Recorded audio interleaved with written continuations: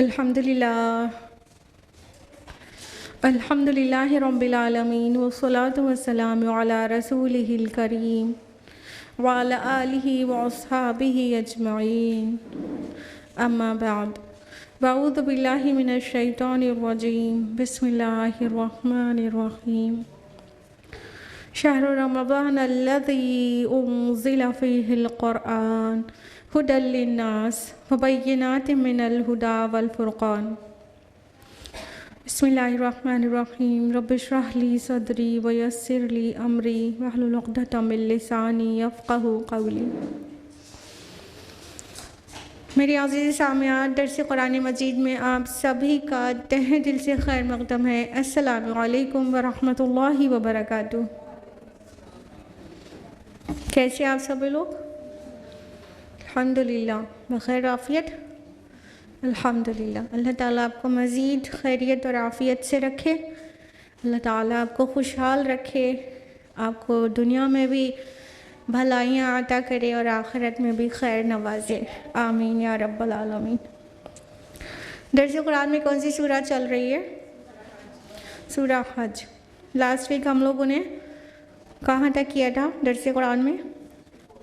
آیت number 64، correct.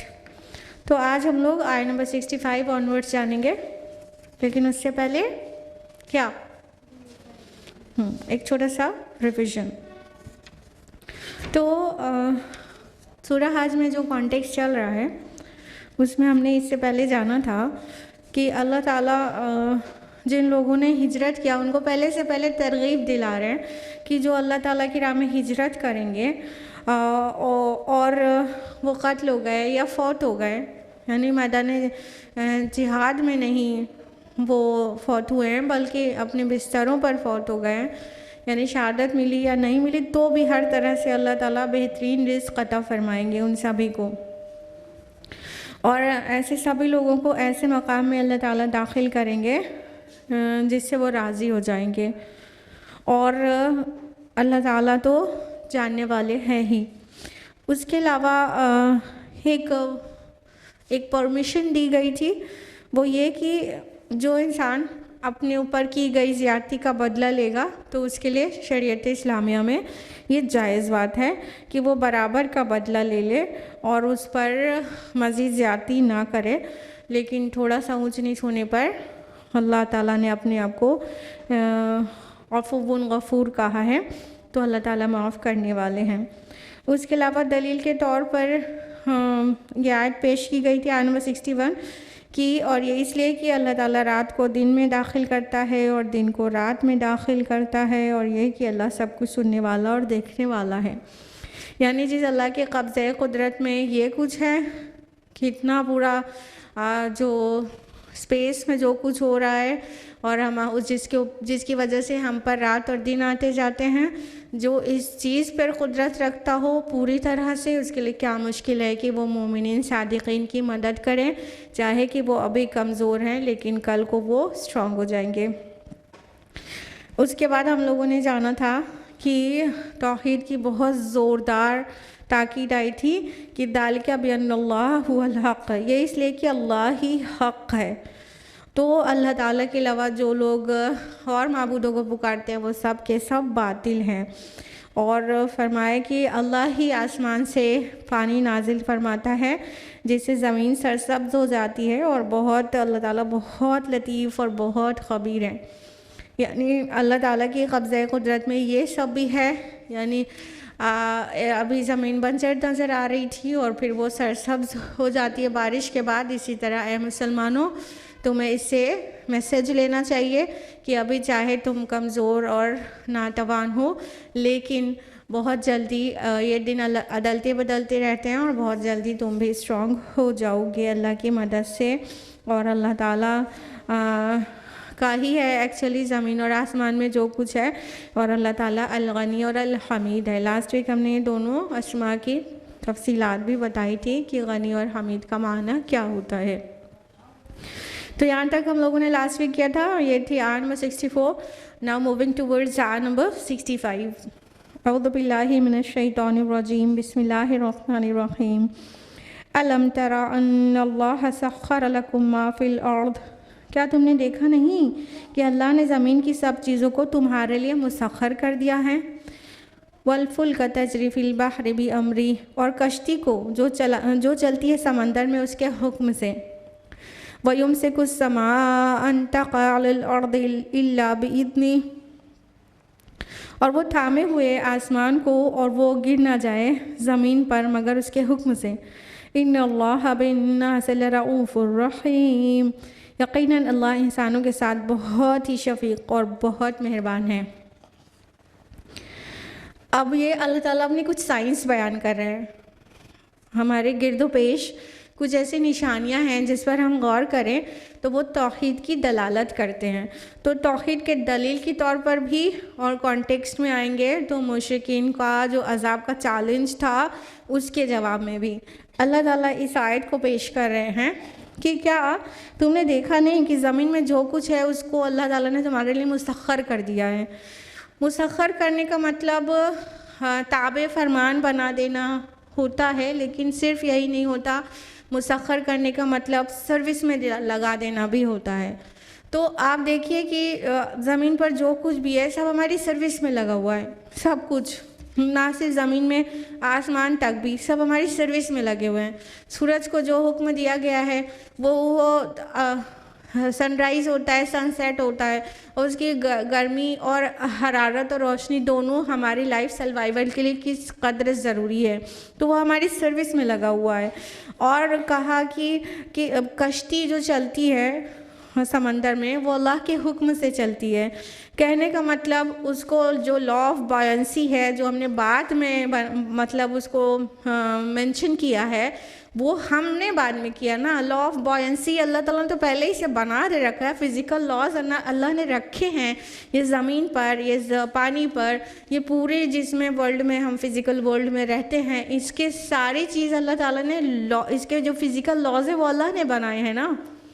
تو کشتی کو اللہ تعالیٰ نے ہمارے لیے مسخر کر دیا ہے۔ اس پہ غور کرنے کی بات ہے کہ بظاہر ایسا لگتا ہے کہ ہم جب پانی پہ ہم چلتے ہیں تو ڈوب جاتے ہیں، لیکن اللہ تعالیٰ نے کشتی کو اس پر چلنے کی اجازت دی ہے۔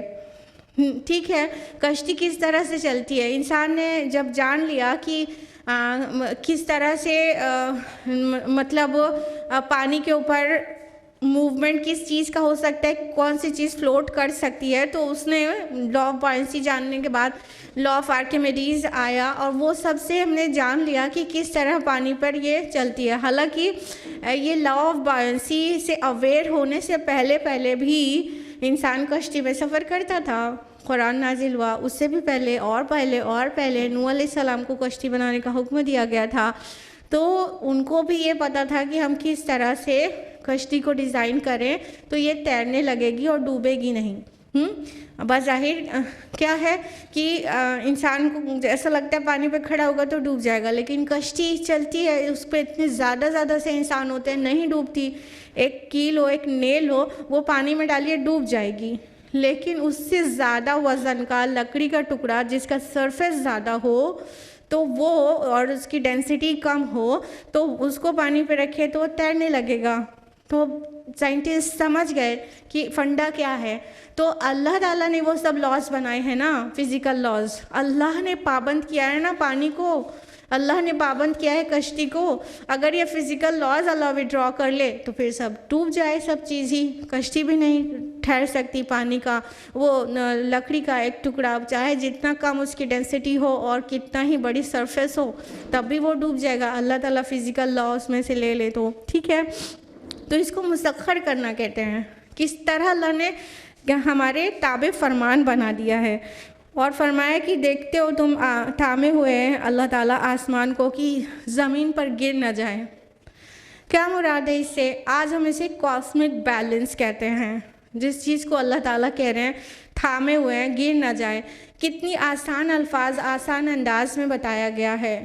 کیوں ہم غور نہیں کرتے کہ یہ زمین، یہ پورے خلا میں کوئی بھی چیز جو ہے اسٹیشنری نہیں ہے، ہر چیز موشن میں ہے، بلکہ ریولیوشن میں ہے۔ ٹھیک ہے، ہر چیز موو کر رہی ہے، لیکن اگر ذرا سا کسی کے موومنٹ کا کوئی بھی اپنا راستہ ذرا سا بھٹک جائے، ادھر ادھر ہو جائے، تو دوسرے سے ٹکرا جائے، تو ٹکر ہوگی تو سب دھڑام سے گر پڑے گا، اس طرح کا ہو جائے.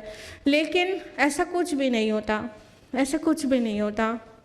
ہاں، آسمان یعنی سیلیسٹل باڈیز سب کوئی چیز زمین پہ نہیں گر جاتی. بڑے بڑے آسمانی پتھر ہیں، لیکن ایسٹیرائڈس جن کو کہتے ہیں، چھوٹے چھوٹے ایسٹیرائڈس تو ریکارڈ میں آتے رہتے ہیں کہ گرے زمین پر کہیں نہ کہیں، لیکن بڑے بڑے ایسٹیرائڈز اگر گر جائیں تو سب ہم تباہ ہو جائیں. تو اللہ تعالیٰ ہر چیز کو روکے ہوئے ہیں، مطلب اس کے اندر ایک کاسمک بیلنس ہے. پوری خلا جو ہے اسپیس، اس میں ایک کاسمک بیلنس ہے. تو زمین کو اپنا آربٹ بتا دیا گیا ہے، وہ اپنے آربٹ میں گھوم رہی ہے، اور سارے جو پلینٹس ہیں وہ اپنے آربٹ میں گھوم رہے ہیں، ذرا سا بھی ادھر ادھر نہیں ہوتے ہیں. اگر ذرا سا بھی ادھر ادھر اپنے آربٹ سے کھسک جائیں، یعنی بیلنس بگڑ جائے، تو پھر زمین پہ گر جائیں تو پھر کیا حال ہو ہمارا. تو ایسا کچھ بھی نہیں ہوتا ہے. زمین آسمان میں جتنے بھی سیلیسٹل باڈیز ہیں وہ سب اپنا راستہ جانتے ہیں، اور سب ایک صحیح گیپ میں رہتے ہیں، اور سب کے درمیان جو بیلنس ہے وہ مینٹینڈ رہتا ہے. تو اگر اللہ تعالیٰ وہ کاسمک بیلنس خالی سلب کر لے تو سب ایک دوسرے سے ٹکرا کر سب پیرش ہو جائیں. تو اس طرح ہم سوچتے کیوں نہیں ہیں؟ ہم سوچتے کیوں نہیں ہیں کہ ہم کتنی آسانی سے زمین پر رہتے ہیں، اور اللہ تعالیٰ آسمان کو یعنی اس میں جو سیلیسٹل باڈیز ہیں ان کو کیسا تھامے ہوئے کہ ہمارے اوپر گر نہ جائے. زمین کی حیثیت کیا ہے؟ ہاں، زمین کی حیثیت کیا ہے؟ ادر پلینٹس کے سامنے کچھ حیثیت نہیں ہے، اور پھر ہم سورج کے سائز کو دیکھیں اور بڑے بڑے سٹارز کے سامنے زمین کا سائز کی کچھ بھی حیثیت نہیں ہے. تو لیکن ہم پھر بھی کتنے امن و امان کے ساتھ اس پر رہتے ہیں. تو فرمایا کہ اللہ تعالیٰ تھامے ہوئے آسمان کو، اور اللہ تعالیٰ انسانوں کے ساتھ بہت ہی شفیق، بہت رؤوف ہے اور بہت رحیم ہے. الرؤوف جو ورڈ ہے وہ رافت سے ہے. رافت کا معنی ہوتا ہے بہت زیادہ والی شفقت کرنا. یعنی اگر ہم ایک دوسرے میں دیکھیں تو رافت کا معنی یہ رہے گا کہ کسی کی پریشانی کو دیکھ کر اپنے اندر محسوس کر پانا اور اس کی ہیلپ کرنا. ٹھیک ہے، سم ٹائمز ایسا ہوتا ہے نا، کسی کی مشکل کو دیکھ کے کچھ سخت دل لوگ ہوتے ہیں، ان کا دل نہیں پسیجتا، وہ اپنے اوپر اس کو محسوس نہیں کر پاتے، جس کو انگلش میں ایمپیتھی کہتے ہیں. ایمپیتھی ان کے اندر نہیں ہوتی، ان کی فیلنگ اپنے اندر نہیں محسوس کر پاتے ہیں. تو یہ سختی نہیں ہے اللہ تعالیٰ کے اندر. اللہ تعالیٰ کو پوری ایمپیتھی ہے ہمارے لیے، یعنی انسان کے جو حالات ہیں، جو چیزیں ہیں، اس سب کو اللہ کنسیڈر کرتے ہیں اور بہت نرمی سے معاملہ کرتے ہیں. اسی لیے جو سب سے ریلیونٹ ورڈ اردو میں آتا ہے پھر وہ شفیق آتا ہے. تو رؤوف کا مطلب شفیق، بہت نرم دل، بہت بردبار، بہت ہی کائنڈ ہارٹیڈ. اور رحیم آپ لوگ اچھی طرح جانتے ہی ہیں، بہت زیادہ رحم کرنے والا، مرسیفل. تو اللہ تعالیٰ کی یہ مرسی ہے اور یہ صفت رافت ہے جس کی وجہ سے سب کچھ اپنی جگہ ٹکا ہوا ہے. ہم چاہے جتنے گناہ کر رہے ہیں لیکن اس کے ریٹرن میں ہمارے زمین کے اوپر آسمان گر نہیں پڑ رہا ہے، کوئی چیز ٹکرا نہیں جا رہی ہے، سورج اپنا راستہ بھول نہیں جا رہا ہے. چاند ہی اگر چھوٹا سا ہے وہ بھی زمین پر گر جائے تو بھی اچھا خاصا ڈسٹرکشن ہو جائے، لیکن ایسا کچھ بھی نہیں ہو رہا ہے، بلکہ سب کچھ اسموتھلی چل رہا ہے. تو یہاں پر یہ آیت پیش کر کے ہم کو اور آپ کو غور و فکر کی دعوت دی گئی ہے. اور کانٹیکسٹ میں جائیں کہ مکہ کا آخری دور ہے رسول اللہ صلی اللہ علیہ وسلم کا، تو اس میں 13 سال سے رسول اللہ صلی اللہ علیہ وسلم دعوت دے رہے ہیں. تو اس آیت کو دلیل کے طور پر، توحید کی دلیل کے طور پر پیش کیا گیا ہے کہ یہ جو سب کچھ ہو رہا ہے نا، یہ تمہارے دیوی دیوتا نہیں چلا رہے ہیں، یہ اللہ تعالیٰ چلا رہا ہے. تو یہ ایک طرح سے توحید کا استدلال ہے یہ آیا. اور دوسری طرح سے دیکھیں تو جو مشرکین عذاب کا چیلنج کر رہے تھے کہ اچھا تم کہتے ہو ہم نہیں مانیں گے تو ہم پر عذاب آ جائے گا، تو لاؤ عذاب، وہ عذاب کیوں نہیں آ جاتا. تو یہ عذاب کے لیے بھی ایک چیلنج جو دے رہے ہیں اس کے لیے بھی ہے کہ تم عذاب کا چیلنج مت کرو، تم عذاب کے لیے جلدی مت کرو، یہ اللہ تعالیٰ کی صفت رافت اور رحمت ہے جس کی وجہ سے وہ عذاب نہیں لا رہا ہے اور تم چین سے چل رہے ہو۔ یہ سب کچھ اللہ تعالیٰ کے ہاتھ میں ہے، جب چاہے تم کو یوں کرش کر دے۔ کوئی ایک سیلیسٹل باڈی بہت بڑی سی زمین پر گر جائے، سارے انسان مر جائے، پوری زمین ہی نیست و نابود ہو جائے، یا کہیں کوئی بلیک ہول ہو اور زمین جو ہے کسی بلیک ہول میں چلی جائے تو پورا کرش ہو کے ختم، پوری زندگیاں ختم۔ تو اللہ تعالیٰ کے لیے تو بہت آسان، بہت چھوٹی سی چیز ہے۔ تو تم عذاب کا چیلنج مت کرو، تم جلدی مت مچاؤ عذاب کا۔ یہ اللہ تعالیٰ کی رافت اور رحمت، اس کی شفقت اور رحمت کے باعث تم دنیا میں زمین پہ چل پھر رہے ہو، اس لیے نہیں کہ وہ عذاب اللہ تعالیٰ کی گرپ سے باہر ہو گیا، بالکل نہیں، بلکہ وہ بہت زیادہ شفیق اور بہت مہربان ہے، اس لیے تم کو چھوٹ دے رہا ہے۔ آیت نمبر 66، وَهُوَ الَّذِي أَحْيَاكُمْ ثُمَّ يُمِيتُكُمْ ثُمَّ يُحْيِيكُمْ، اور وہی ہے جس نے تمہیں زندہ کیا، پھر وہ تمہیں موت دے گا، پھر تمہیں زندہ کرے گا۔ إِنَّ الْإِنسَانَ لَكَفُورٌ، یقیناً انسان بڑا ہی ناشکرا ہے۔ اب دیکھیے یہاں پر ایک زندگی، ایک موت اور ایک اور زندگی کا منشننگ ہے کہ وہی ہے جس نے تمہیں زندہ کیا، پھر موت دے گا، پھر زندگی دے گا، اور یقیناً اللہ تعالیٰ کا بڑا ہی ناشکرا ہے انسان۔ تو اللہ تعالیٰ اس آیت کو پیش کر رہے ہیں کہ تم جو عذاب میں جو جلدی مچا رہے ہو اور عذاب نہیں آ رہا ہے تو اطمینان رکھو، اگر دنیاوی عذاب تم پر نہیں بھی آ گیا تو موت تمہارے سر پہ کھڑی ہے، جب وہ آ جائے گی نا تب سارے طوطے اڑ جائیں گے تمہارے۔ ایک تو یہ بات ہو گئی۔ ابھی اس کی تفصیل میں جاتے ہیں، تعویلات میں، کہ 2 زندگی کا ذکر ہو گیا، بیچ میں ایک موت۔ اس کے علاوہ جو آیات ہیں ان کو بھی ساتھ لے لیں تو بیٹر انڈرسٹینڈنگ ڈیولپ ہو پائے گی۔ سورہ بقرہ کی آیت نمبر 28 میں اللہ تعالیٰ نے فرمایا، کیف تکفرون باللہ وکنتم امواتا فاحیاکم ثم یمیتکم ثم یحییکم ثم الیہ ترجعون۔ اس آیت میں اللہ تعالیٰ نے فرمایا، کیسے تم اللہ کا کفر کرتے ہو، تم مردہ تھے، پھر تمہیں زندہ کیا، پھر تمہیں موت دے گا، پھر تمہیں زندگی دے گا، اور پھر اسی کی طرف تم لوٹ کر جانے والے ہو۔ اب یہاں 2 موت اور 2 زندگی کی منشننگ ہے، مردہ تھے پھر زندہ کیا، پھر مر جاؤ گے پھر زندہ کرے گا، ٹھیک ہے، 2 موت 2 زندگیوں کا ذکر ہے۔ اور اس مضمون کا جو کلائمیکس ہے وہ سورہ غافر سورہ نمبر 40 آیت نمبر 11 میں ہے کہ اے رب تو نے ہمیں 2 زندگیاں دیں اور 2 موت دی، ایسے واضح کر کے۔ اب یہ 2 موت 2 زندگی کا کیا فنڈا ہے، آپ میں سے کتنے لوگ جانتے ہیں؟ 2 3 4 5 6 لوگ جانتے ہیں یہ 2 موت 2 زندگی کہ کیا ایکچولی فلسفی ہے، قرآنک فلسفی۔ آپ بھی چلیے 7 ہو گئے، ماشاء اللہ، بارک اللہ۔ تو آپ کی آواز تو یہاں مائک تک نہیں پہنچ پائے گی، اس لیے ریکارڈ نہیں ہو پائے گی، پھر بھی پوچھیں گے۔ یہ سسٹر آپ بتائیے، یہ 2 موت 2 زندگی سے کیا مراد ہے؟ یوں نہیں، آپ کے پیچھے بتائیں۔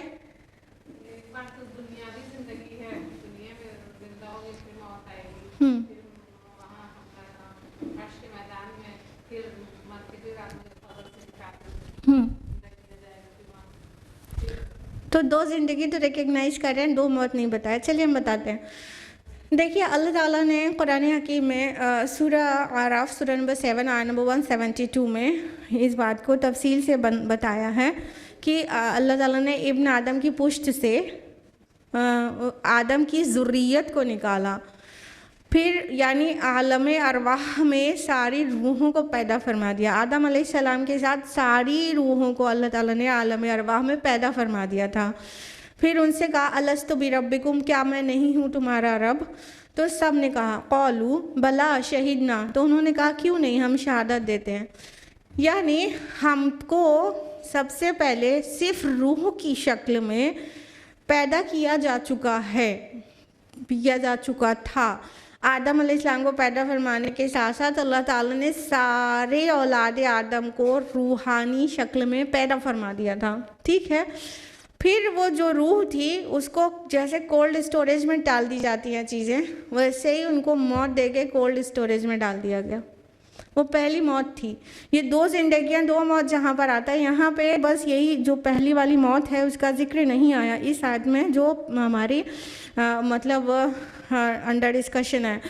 لیکن وہ جو بقرہ کی آیت نمبر 28 میں ہے، وہ یہاں سے شروع ہوتی ہے، کیف تکفرون باللہ وکنتم امواتا، تم مردہ تھے، پھر فاحیاکم، تو پھر تمہیں زندہ کیا۔ موت سے شروع ہوتا ہے، یعنی عالم ارواح میں باڈی تو نہیں تھی، سول کو کریٹ کر دیا گیا، پھر اس کو سلا دیا گیا، سب کو، ساری آدم کی ذریت کو کولڈ اسٹوریج میں ڈال دیا گیا۔ وہ پہلی موت تھی سب کی، ہماری اور آپ کی، ٹھیک ہے۔ پھر فاحیاکم، پھر تمہیں زندگی دیا۔ مدرس ووم میں جب جو فیٹس ڈیولپ ہو رہا ہوتا ہے، ایمبریو، اس وقت وہ جو کولڈ اسٹوریج والی روح تھی، جو اس کو مردہ کہا جا رہا ہے، یعنی ایکٹیو نہیں ہے، ایکٹیو پوزیشن میں نہیں ہے، اس روح کو مدرس ووم میں ڈال دیا جاتا ہے، تو یہ زندگی ہو گئی، ٹھیک ہے۔ پھر وہ انسان پیدا ہوتا ہے، یہ پہلی زندگی ہو گئی، پہلی موت، پھر پہلی زندگی۔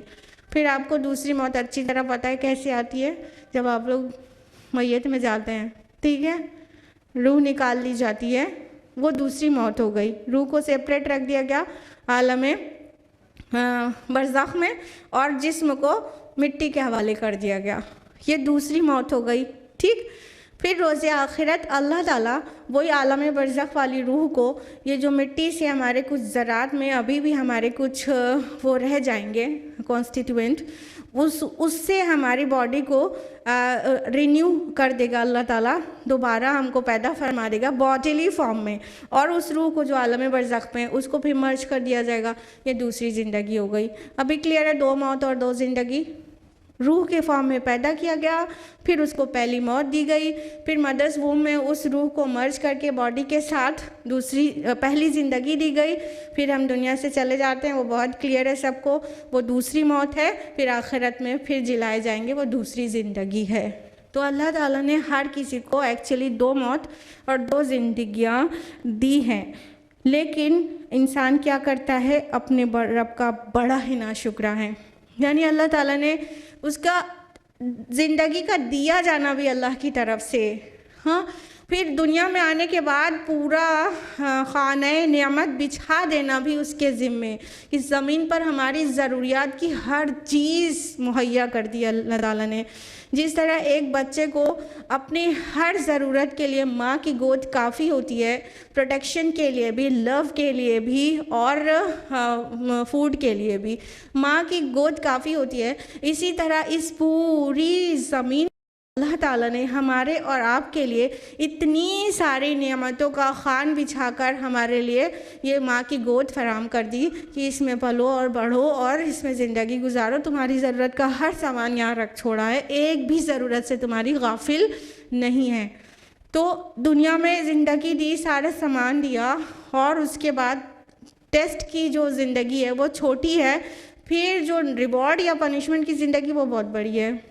تو تھوڑا سا ٹیسٹ کیا، اگر پاس ہو گئے تو بہت بڑا ریوارڈ دیں گے، تو اللہ تعالیٰ کا کتنا شکر کرنا چاہیے۔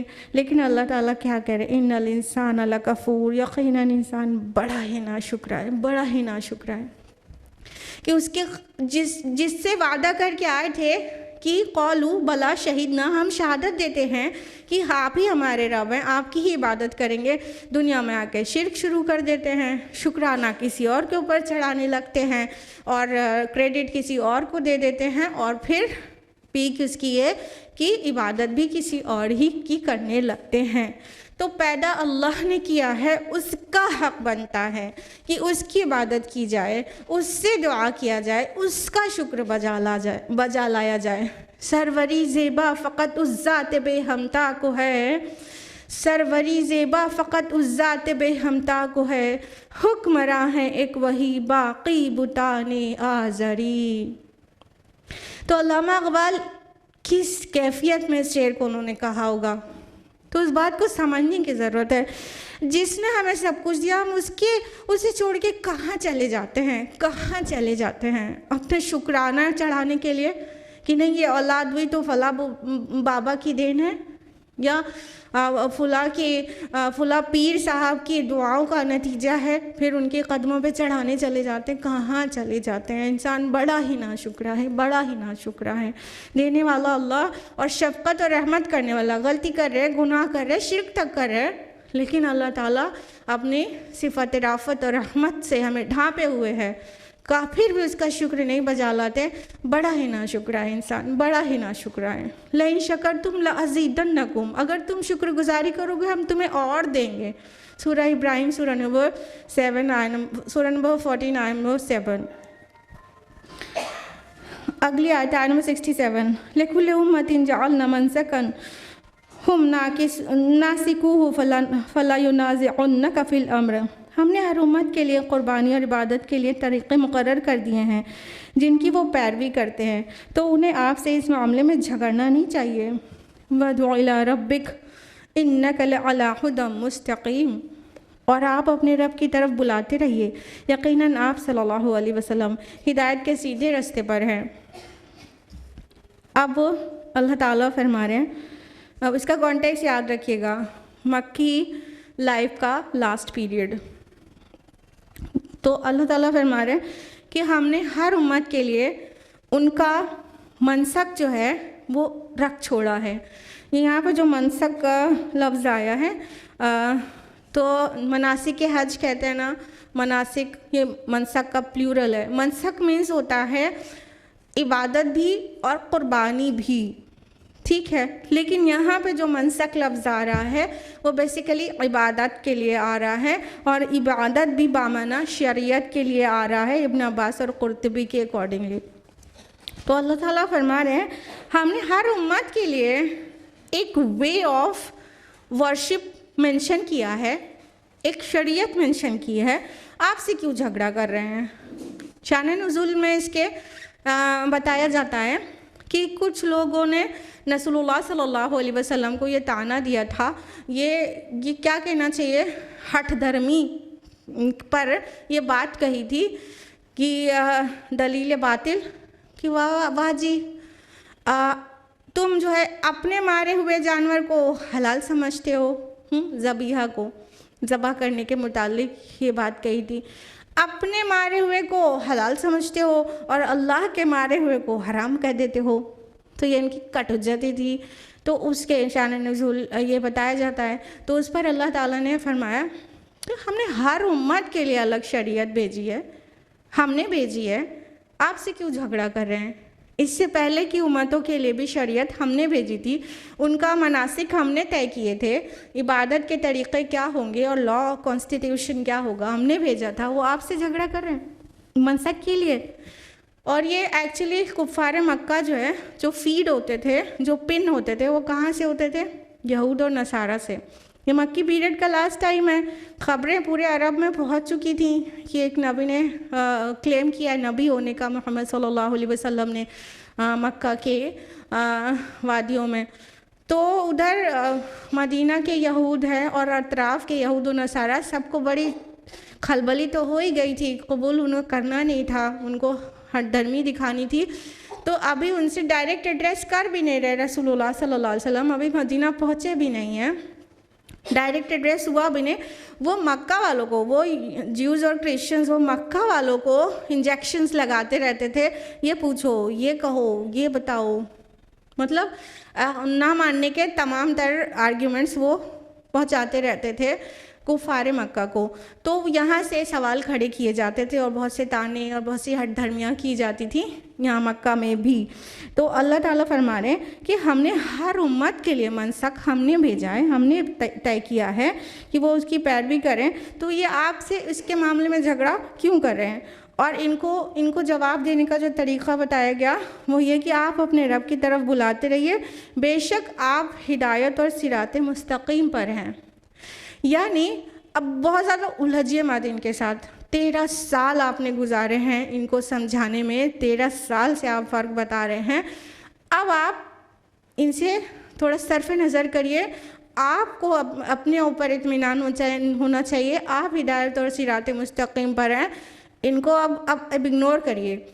اس طرح سے کئی جگہ پر قرآن حکیم میں اللہ تعالیٰ نے اپنے نبی صلی اللہ علیہ وسلم کو یہ حکم دیا ہے کہ آپ ایسا کریے، اور جیسا کہ سورہ بقرہ کے آیت نمبر 148 میں وَلِكُلِّ وِجْهَةٌ هُوَ مُوَلِّيهَا فَاسْتَبِقُوا الْخَيْرَاتِ، کہ ہر ایک کے لیے ایک سمت ہے اور وہ اسی کی طرف رخ کرے گا، اور آپ نیکی میں، خیر کے کاموں میں سبقت لے جانے کی کوشش کرو۔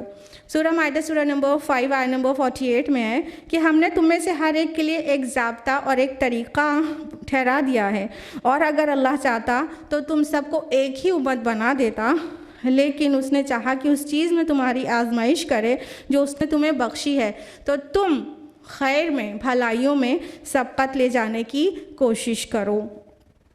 اور تو اللہ تعالیٰ نے اس بات کا جواب ہمیشہ اس طرح دیا ہے کہ ہم نے ہر ایک کو الگ الگ طریقہ دیا تھا، اب آپ ان سے صرف نظر کر کے آپ خیر کے کام، اچھائی کے کام میں سبقت لے جانے کی کوشش کریے۔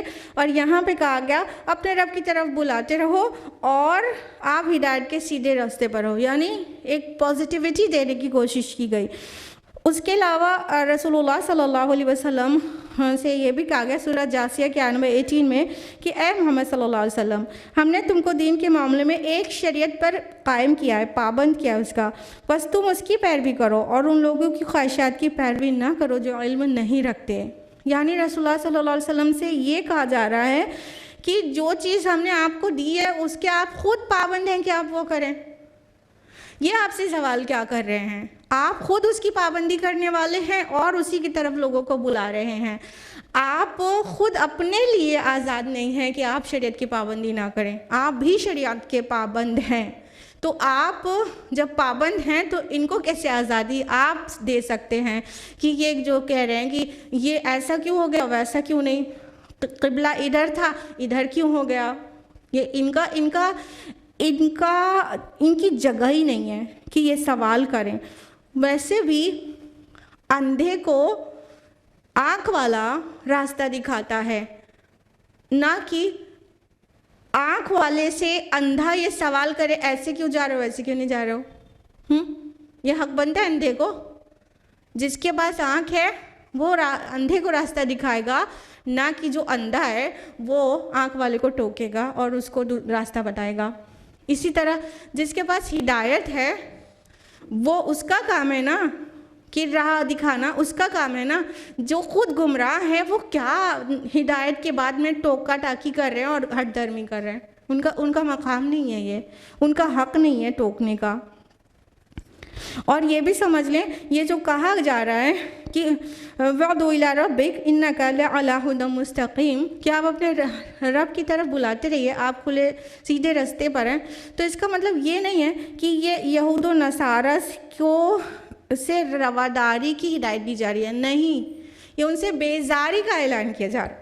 مشرکین اور یہود و نصارہ سے بیزاری کا اعلان کیا جا رہا ہے کہ بہت ہو گیا، 13 سال سے سمجھاتے اب ان کو اگنور ماریے، بالکل اب ان کو جانے دیجیے، اور آپ ہدایت کے سیدھے راستے پر ہیں، آپ اپنے آپ کو اس کا پابند بنائیے کہ آپ خیر میں سبقت لے جائیں۔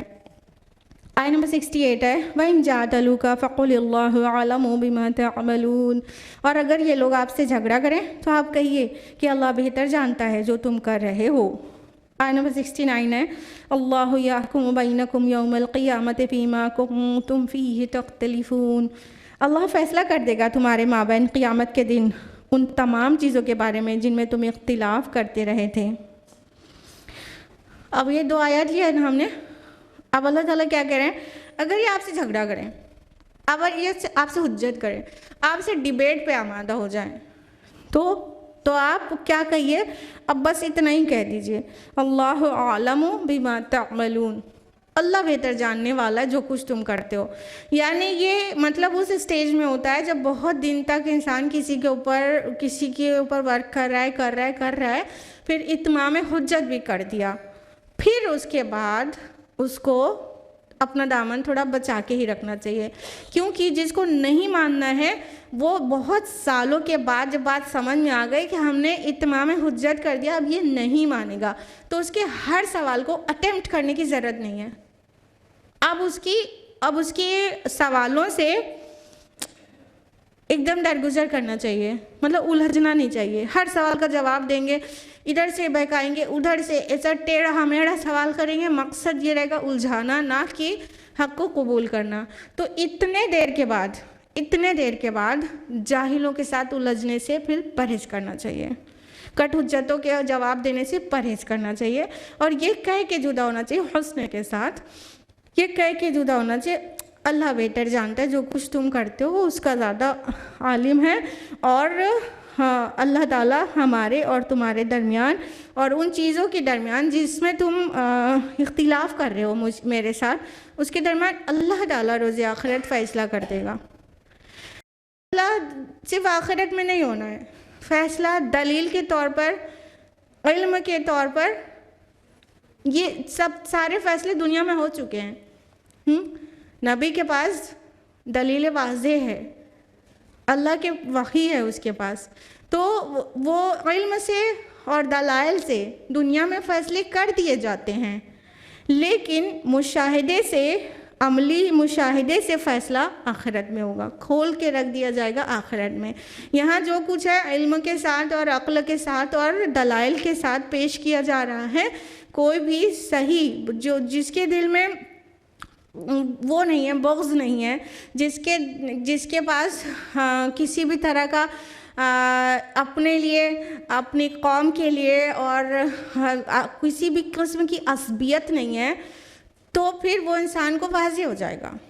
لیکن جو عصبیت اور بغض لے کے کسی بات کو سنے گا تو اس پر کبھی بھی واضح آپ نہیں کر سکتے۔ آپ پر یہ نہیں ہے کہ وہ سامنے والا مان لے، آپ پر کیا ہے کہ آپ پہنچا دیں، کھول کر پہنچا دیں۔ لیکن جب وہ الجھنے لگے، سوال جواب کرنے لگے، اور خالی سوال جواب نہیں، ڈیبیٹ پہ آمادہ ہو جائیں، تو کہہ دیجئے ہمارا اور تمہارا فیصلہ تو آخرت میں اب ہو جائے گا، حسن کے ساتھ، ابھی بھی حسن کے ساتھ ہی۔ جاہلوں کے ساتھ خود بھی جہالت والا انداز نہیں اختیار کرنا چاہیے کہ ایک دم سے ہائپر ہو گئے اور عجیب الفاظ استعمال کرنے لگے، غصے میں آ گئے کہ مطلب اتنی دیر سے باطل پر وہ الجھ رہا ہے۔ نہیں، مومنین کا یہ طریقہ نہیں ہوتا، داعیان اسلام کا یہ طریقہ نہیں ہے۔ کیا کہا اللہ تعالیٰ نے سورہ نحل سورہ نمبر 16 آیت نمبر 125 میں؟ ادعو الی سبیل ربک بالحکمہ، بلاؤ اپنے رب کی طرف حکمت کے ساتھ، اپنے رب کے راستے میں حکمت کے ساتھ، والموعظۃ الحسنہ، اور موعظہ حسنہ نرم نصیحت کے ساتھ، خوبصورت اور نرم نصیحت کے ساتھ، وجادلہم باللتی ہی احسن، اور ان کے ساتھ مجادلہ، ڈیبیٹ بھی کرنا پڑ جائے تو کرو اس طرح سے جو بہترین ہو، حسن کے ساتھ ڈیبیٹ ہونا چاہیے، لے تیرے کی دے تیرے کی نہیں، سامنے والے کو ڈاؤن کرنا ہے یہ مقصد نہیں۔ اور وہ جاہل ہے اور آل فال بک رہا ہے تو ہم آل فال نہیں بکیں گے اس کے جواب میں، ٹھیک ہے؟ وہ گالیوں پہ آمادہ ہو گئے تو مومن گالی سے نہیں بات کرے گا، وہ ابھی بھی حسن کے ساتھ ہی بات کرے گا، لیکن الگ ہونے کی، اب زیادہ حجت کرنے کی ضرورت نہیں، تو الگ ہونا ہے تو حسن کے ساتھ یہ کہہ کے اپنا وقار اور اپنی ڈگنیٹی قائم رکھ کے اس طرح سے کہہ کے الگ ہوں گے کہ ہمارا اور آپ کا فیصلہ اللہ تعالیٰ قیامت میں کر دیں گے۔ یعنی ڈیبیٹ بھی ہو تو it must be beautifully from the side of مومن۔ آیت نمبر 68، آیت نمبر 69، یہ آیت نمبر 68 69 ہم نے آپ کو بول دیا کہ اللہ تعالیٰ فیصلہ کر دے گا۔ آیت نمبر 70، الم تعلم ان اللہ یعلم ما فی السماء والارض، کیا تمہیں معلوم نہیں کہ اللہ جانتا ہے جو کچھ آسمان میں اور زمین میں؟ ان ذالک فی کتاب، یقیناً یہ سب کچھ ایک کتاب میں درج ہے۔ ان ذالک علی اللہ یسیر، یقیناً یہ اللہ تعالیٰ پر بہت آسان ہے۔ اب یہ ایک دھمکی کے طور پر بھی بات آ رہی ہے کہ تم نہیں مانو گے، نہیں مان کر دو گے، تمہیں کیا پتہ نہیں ہے کہ اللہ جانتا ہے جو کچھ آسمان اور زمین میں؟ یعنی جو حق پر ہے تم اس کو چیلنج کر رہے ہو، اس کو پریشان کر رہے ہو، اس کے ساتھ ڈیبیٹ کر رہے ہو، تو تم یہ جان لو کہ اللہ سب کچھ جانتا ہے اور تمہارے دلوں کے اندر بھی جو ہے وہ بھی جانتا ہے. یعنی تم جو بحث مباحثہ کر رہے ہو اس کے پیچھے تمہارا کیا مقصد ہے وہ بھی جانتا ہے. دیکھیے اکثر و بیشتر ٹائم ایسا ہوتا ہے کہ اگر ایک داعی یا رسول بہت ہائر لیول پر اور رسول کا کوئی امتی بہت لوور لیول پر، ٹھیک ہے، رسول یا داعی جب وہ پیغام پہنچاتا ہے اور حسن کے ساتھ پہنچاتا ہے، یوزولی ایسا ہوتا ہے کہ سامنے والے پر انکشاف ہو جاتا ہے کہ یہ حق ہے، لیکن ان کی اکثریت انکار اس لیے کرتی ہے کیونکہ وہ حق ان کے خلاف کہیں نہ کہیں پڑ رہا ہوتا ہے اور ان کے دنیاوی فائدے میں کہیں نہ کہیں روڑا اٹکا رہا ہوتا ہے. اس وجہ سے یا تو پھر ان کی انا کو، ان کے ایگو کو ٹھیس لگ رہی ہوتی ہے، تو اس وجہ سے انکار کر دیا جاتا ہے. اب دیکھیے رسول اللہ صلی اللہ علیہ وسلم نے اپنا پیغام پہنچایا یہود تک، تو یہود کیا پہچانتے نہیں تھے یہ صحیح نبی ہے، وہ یہ نبی برحق ہے جس کا ہم انتظار کر رہے تھے، یہ وہی نبی ہے؟ پہچانتے نہیں تھے کیا؟ قرآن حکیم نے یہ تک واضح کر دیا ان کے متعلق کہ وہ تو ان کو ایسے پہچانتے تھے جیسے اپنے بیٹوں کو کوئی پہچانتا ہے. کوئی اپنا بیٹا باہر کھیل کے اور کیچڑ میں سنا ہوا بھی آئے گا تو بھی ماں باپ اسے پہچان جائیں گے نا کہ کوئی اور بچہ نہیں گھر میں گھس گیا، ہمارا ہی بچہ ہے، پہچان جائیں گے نا. کیسا بھی ہوگا ماں باپ پہچاننے میں دھوکہ نہیں کھا سکتے ہیں نا.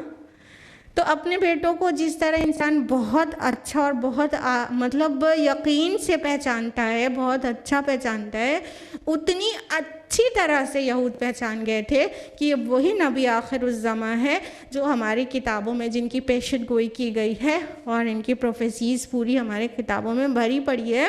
یہ وہی نبی آخر الزماں ہے جو کھجور کی سرزمین میں آنے والے تھے. تو یہ وہی ہے، وہ ان کو ایک دم اچھی طرح پتہ تھا، لیکن انہوں نے کیوں انکار کیا پھر بتائیے؟ بالکل ان کی انا، ان کا تکبر کو ٹھیس لگ رہی تھی، ان کی جو عصبیت تھی اس کو ٹھیس لگ رہی تھی. کیا کہ یہ ہم تو سوچ رہے وہ پوری طرح سے ایکسپیکٹڈ تھے کہ وہ اتنے سارے انبیاء ہمارے ہی قوم سے آئے، بنی اسرائیل سے، تو آخری نبی بھی بس ہمارے ہی اندر سے آئے گا. وہ یقین سے جیسے بیٹھے تھے، اور پھر جب وہ بنی اسرائیل کے بجائے بنو اسماعیل سے نبی صلی اللہ علیہ وسلم نے کلیم کر دیا نبوت کا، تو بس کیوں یہ دوسرے، مطلب اگر ہم نے ان کے اوپر ایمان لے آئے تو مطلب ہماری شان کی تو گئی، اب بنو اسماعیل کے تابع فرمان ہو گئے، ایسا ہو جائے گا. یہ ان کو نہیں پسند تھا کہ ہم عصبیت ان کی ایک دم بھڑک اٹھی تھی کہ نہیں ہم بنو اسماعیل، یہ عرب کے بدو، یہ جاہل، ہم اتنے سالوں سے شریعت والے لا کانسٹیٹیوشن ہمارے پاس اتنے سالوں سے ہم لیڈ کر رہے ہیں، وی آر دا لیڈرز، اور یہ بدو لوگ، ان میں سے ایک گنوار میں سے ایک اٹھ کے کہہ رہے ہیں نبی ہم اس کے تابع ہیں، اس کی اطاعت کریں، اس کے مرضی سے اپنے لائف کو مطلب مولڈ کریں. تو یہ ان سے نہیں ہو رہا تھا. تو یہ تھی ان کا ایروگنس، یہ تھی ان کی عصبیت، تو اس وجہ سے ایمان نہیں لائے.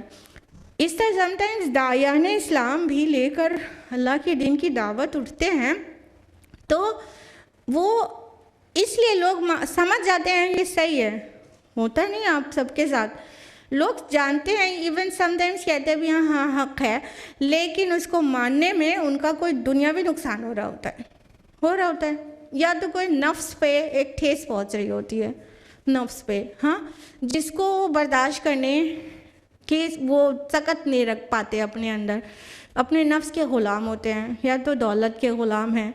آج لوگوں کو اسلام پہنچایا جائے نان مسلم کمیونٹی میں تو پرابلم کیا ہے؟ ان کی پرابلم یہ ہے کہ ابھی اسلام کہے گا کہ انٹرسٹ فری اکانومی ہونا چاہیے، ابھی اسلام کہے گا یہ پورنوگرافک پورا جو انڈسٹری ہے یہ پوری بند ہونا چاہیے. تو ان کا millions and billions and trillions of dollars کا اینول ریونیو افیکٹ ہو جائے گا. اس لیے نہیں مانیں گے. ذاتی سطح پر بھی یہی ہوتا ہے کہ کچھ حق بات پیش کی جا رہی ہے، لیکن جو انسان نفس کا غلام ہے اس کے بس کا نہیں. اسے تو اپنی حسن کو دکھاتے پھرنے میں بہت مزہ آئے اور اپنا جتنے پارٹیز میں جائیں اسے سیلفی لیں اور پھر اس کو واٹس ایپ اسٹیٹس اور فیس بک اسٹوری پہ ڈالیں، پھر بہت سارے لائکس آئیں، اور وہ یہ سب ان کی کمزوریاں ہیں.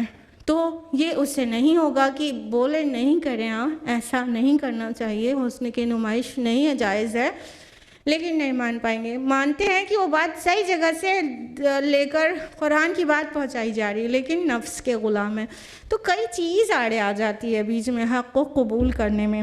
تو حق کو قبول کرنے والے جو نہیں کرنا چاہتے ہیں تو وہ لوگ کو اللہ تعالیٰ دھمکی دے رہے ہیں کہ کیا تم جانتے نہیں ہو آسمان اور زمین میں جو کچھ ہے وہ اللہ جانتا ہے، اور سب کچھ ایک کتاب میں درج ہے. اب یہ کتاب کون سی ہے؟ بعض کے نزدیک یہ نامہ اعمال ہے، اور ابن عباس، قرطبی اور اکثر اسکالرز کے نزدیک یہ لوح محفوظ ہے، پریزروڈ ٹیبلٹ، کتاب مکنون ہے. اور یہ کیا ہے ایکچولی؟ لوح محفوظ کیا ہے؟ اللہ تعالیٰ کا علم قدیم، وہاں پر سب چیزیں ریکارڈڈ ہیں.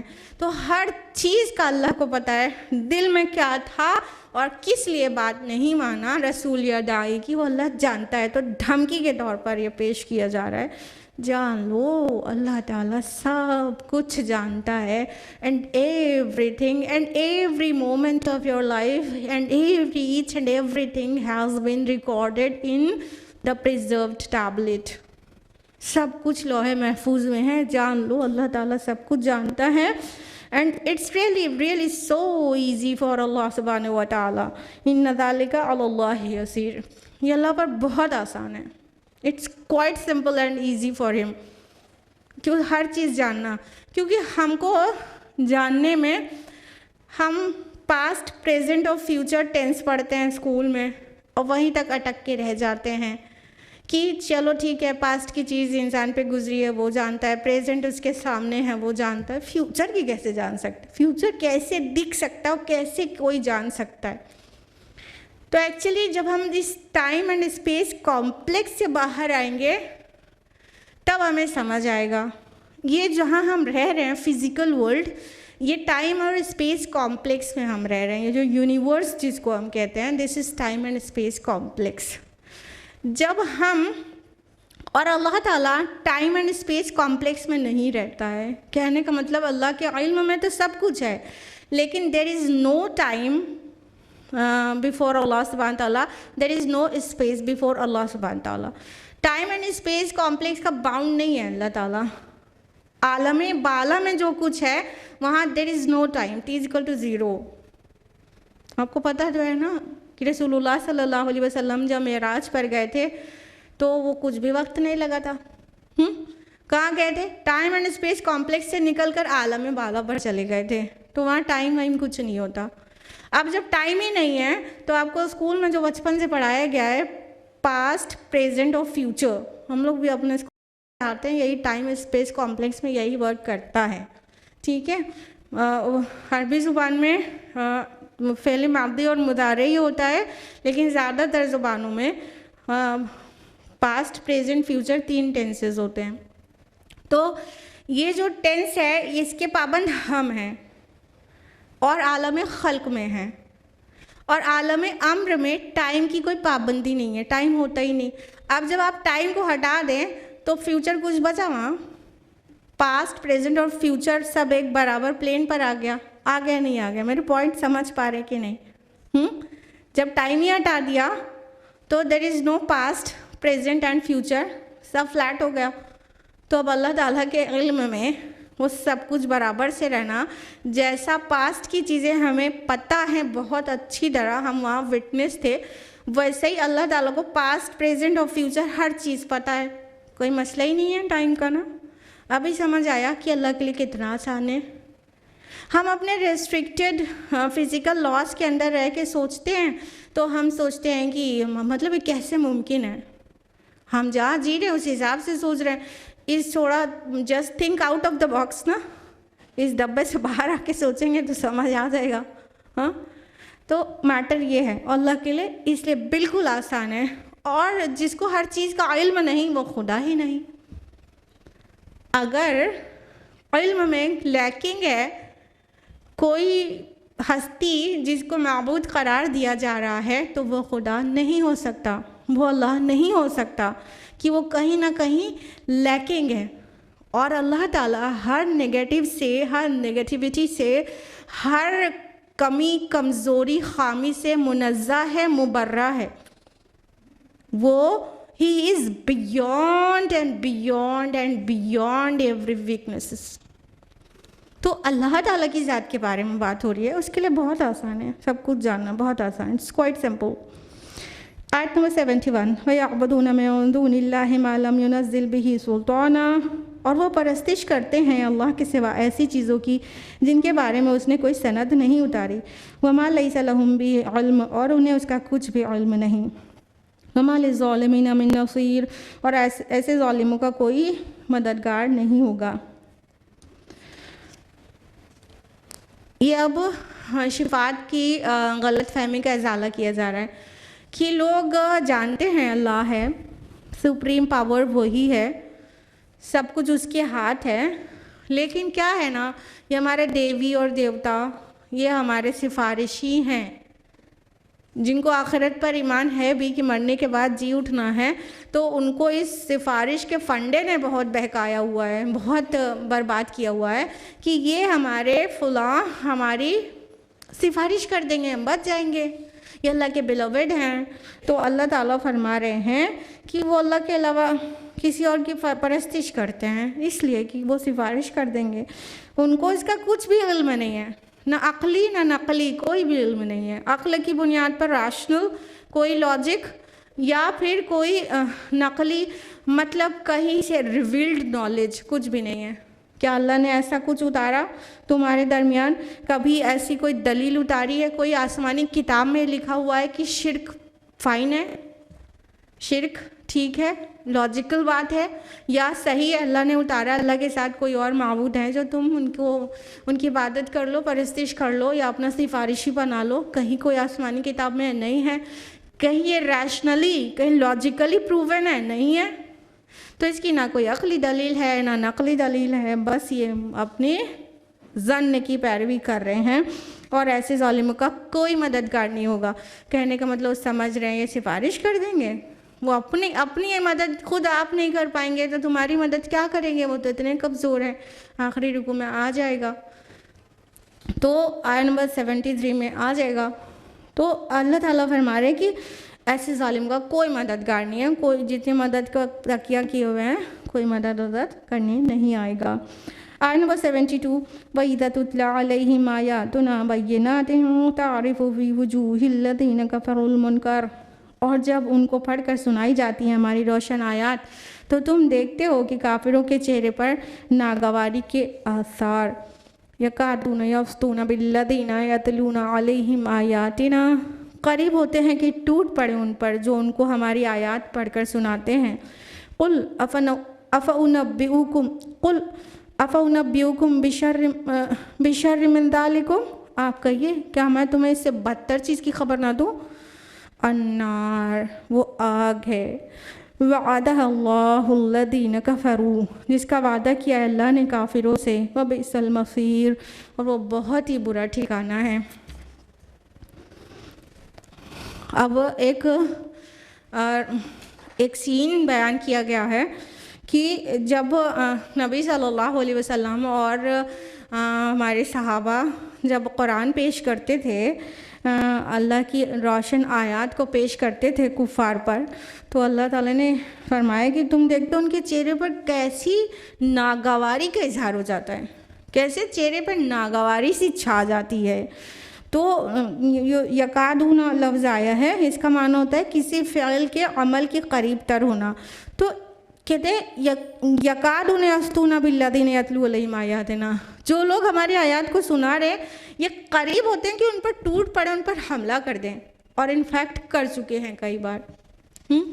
نبی صلی اللہ علیہ وسلم اور صحابہ جب قرآن پڑھ رہے ہوتے تھے تو کفار ایسا چڑ جاتے تھے، ناگواری کا اظہار ہو جاتا تھا ان کے، نہ صرف چہرے پر بلکہ کئی بار صحابہ پہ حملہ بھی کر چکے ہیں۔ نمازیں پڑھتے ہوئے دیکھ کے حملہ کیا ہے ابو بکر رضی اللہ عنہ پر، اور کئی کمزور صحابہ پہ تو بہت بار۔ تو اللہ تعالیٰ فرما رہے ہیں کہ ایک دم مطلب ٹوٹے پڑتے ہیں کہ حملہ کر دیں، تو ان کو کہہ دیجئے میں تمہیں اس سے بدتر چیز کی خبر نہ دوں، اس سے زیادہ ناگوار چیز کی خبر نہ دوں۔ کہنے کا مطلب تمہارے لیے قرآن جتنا ناگوار ہے اس سے زیادہ ناگوار چیز کا ابھی ہم بتا دیتے ہیں، النار، تو وہ آگ ہے۔ تمہیں یہ قرآن سنا ناگوار ہے تو اس آگ کا مقابلہ کیسے کرو گے؟ اس سے زیادہ ناگوار ہوگی تمہارے اوپر۔ اس کا الٹیمیٹ جو رزلٹ آئے گا وہ آگ کی شکل میں آئے گا، اس آگ کو کیسے جھیلو گے؟ اور یہ بھی کہہ سکتے ہیں کہ تم قرآن مجید جو تمہیں سنا رہا ہے، اللہ کی آیات سنا رہا ہے، اس کے اوپر تم پل پڑھتے ہو، تم اس کو نقصان پہنچاتے ہو، اس کو پیٹ ڈالتے ہو، اس کے ساتھ کتنا اس کو پرسیکیوٹ کرتے ہو، تو کیا کر لو گے تم زیادہ سے زیادہ؟ اس سے زیادہ کی تمہیں خبر نہ دیں، اس سے زیادہ ناگوار چیز کی تمہیں خبر نہ دیں، تو جان لو وہ آگ ہے کہ تم ان کو پیٹو گے۔ زیادہ سے زیادہ کیا کر لو گے؟ جان چلی جائے گی، وہ شہید ہو کے جنت میں چلے جائیں گے، اپنی سوچو تم آگ میں چلے جاؤ گے۔ النار، اس حرکت کا جواب آگ ہے۔ تو فرمایا کہ جس کا وعدہ اللہ نے کافروں سے کیا ہے اور بہت ہی برا ٹھکانہ ہے، تم انکار کرتے رہ رہے ہو، مستقل انکار کر رہے ہو، تو جان لو اس کا جو انکار کا جو ڈیسٹینیشن ہوگا وہ آگ ہوگا، وہ جہنم ہوگی۔ اور اللہ نے وعدہ کیا، اللہ نے وعدہ کیا ہے۔ جب اللہ تعالیٰ اپنے قول کو وعدے کے ساتھ جوڑ دے تو سبحان اللہ کتنی تاکید آ جاتی ہے کہ وعدہ ہے کفار سے جو انکار کرتے ہیں اللہ کی نشانیوں کا، ان سے وعدہ ہے آگ کا، اس میں جا کے رہیں گے، اور یہ بہت برا ٹھکانہ ہے۔ انسان اپنے ٹھکانے پہ جا کے سکون لیتا ہے نا، دن بھر کا تھکا آ رہا ہے یا پریشان ہے، جا کے کہاں ٹھکانے پہ سکون لیتا ہے اپنے گھر پر، لیکن جب ٹھکانہ اتنا گرم اور اتنا بے چین کرنے والا اور اتنا تکلیف دینے والا ہوگا تو کہاں جا کے انسان سکون لے گا؟ اللہم اجرنا من النار، اللہم اجرنا من النار، اللہم اجرنا من النار، آمین یا رب العالمین۔ اب بس ایک رکوع بچائے سورہ حج کا، آیت نمبر 73 سے 78 تک، انشاءاللہ نیکسٹ ویک۔ آج کے لیے اتنا ہی۔ اللہ تعالیٰ سے دعا ہے کہ وہ ہم سبھی کو قرآن مجید پڑھنے، سمجھنے، غور و فکر کرنے، عمل کرنے اور دوسروں تک پہنچانے کی توفیق عطا فرمائے، آمین یا رب العالمین۔ وآخر دعوانا الحمدللہ رب العالمین، والسلام علیکم ورحمۃ اللہ وبرکاتہ۔